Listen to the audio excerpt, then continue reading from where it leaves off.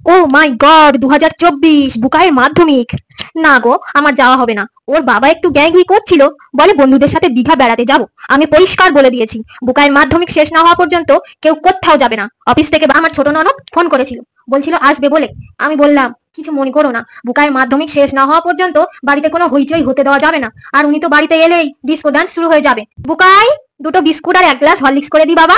আমার শাশুড়ি মা, না উনি বাড়িতেই আছেন, কথাটা একটু কম বলছেন বলে বাইরে ওনার আওয়াজটা শোনা যাচ্ছে না। আমি বলে দিয়েছি আপনার নাতির মাধ্যমিক শেষ না হওয়া পর্যন্ত বাড়িতে যেন কোনো অশান্তি না হয়। দেখো, 5টা বাসন এক জায়গায় থাকলে তো ঠোকাঠুকি লাগবে। আমিও বলে দিয়েছি বুকায় মাধ্যমিক শেষ না হওয়া পর্যন্ত যেন সামনাসামনি কিছু না হয়। তবে সব নোট করে রেখেছি। বুকাই, আলোটা জ্বালিয়ে দেবো। ছেলেটা রাত 1টা অব্দি পড়াশোনা করে, আবার ভোর 6টায় উঠে আবার সেই দুপুর 12টা পর্যন্ত বইয়ে মুখ গুজে বসে থাকে। বুকাই, একটু বারান্দায় ঘুরে আসো যাও। এবিটি এর প্রশ্নপত্র 6 বার রিভিশন হয়ে গেছে, তবে ওই সমবাহু আর বিষমবাহু ওইটা একটু এখনো ডিস্টার্ব করছে। আমি বলেছি বাবু, এই সময় তুই খালি পড়াশোনায় মন দে, এই সময় চলে গেলে কিন্তু আর পাবি না। বুকায়ের মাধ্যমিক শেষ না হওয়া পর্যন্ত বাড়িতে কোনো পাকা মাছ ঢুকবে না। দুপুরে শিঙি মাছের ঝোল, সকালে দই চিড়ে। জাঙ্ক ফুড ঢুকতেই দিচ্ছি না, খাবে কোথা থেকে?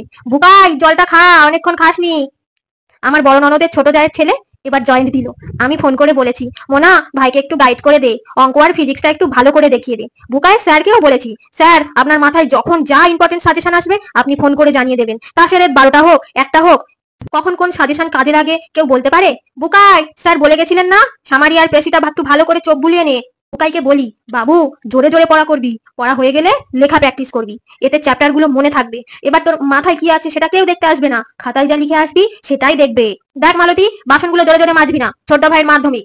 বুকাই, একটু চিড়ে দই মেখে দি, পেট ঠান্ডা হবে। আমাদের দুধওয়ালা, খবরের কাগজওয়ালা সবাই জানে বুকাইয়ের মাধ্যমিক। কেউ কলিং বেল টিপে আর খবরের কাগজ দুধ দিতে আসে না। এখন আমাদের বাড়িতে দুধ আর খবরের কাগজ সব দুপুর বেলাতে আসে গো। বুকাইয়ের বাবা একটু গজগজ করছিল, আমি বললাম দরকার পড়লে মেন গেটের বাইরে সোফা পেতে শোও, ওখানে হাতে হাতে খবরের কাগজ পেয়ে যাবে। আরে ময়লার গাড়িওয়ালাকে বলে দিয়েছি সকালবেলা অত জোরে জোরে সিটি বাজাবে না তো। বুকাই মাধ্যমিক, এত শব্দ শুনলে বাচ্চা ডিস্টার্ব হয় তো। জীবনের প্রথম ভাইটাল পরীক্ষা বলে কথা। বুকাই, কমলা লেবুটা খেয়ে নে, ওতে ভিটামিন সি আছে। এই তো আমাদের পাড়ায় মহাদেব তার মেয়ের বিয়েতে গেছিলাম। রোববার আসার সময় মহাদেবদাকে বললাম, দাদা মালা বদলটা হয়ে গেলে সানাইটা একটু আস্তে করে দেবেন। করে দিল। একে বলে ভদ্রলোক, জানে বুকাইয়ের মাধ্যমিক। আর আমার বুকাইটা বড্ড চঞ্চল, একটু আওয়াজ হলেই কনসেন্ট্রেশন বিগড়ে যায়। তাই মাসকা বাড়িতে লেরো বিস্কুট বন্ধ করে দিয়েছি। ও বৌদি, প্রেসার কুকারটা কেমন শক শক করছে, মনে হয় এবার সিটি বাজবে, বারণ করে দেবো?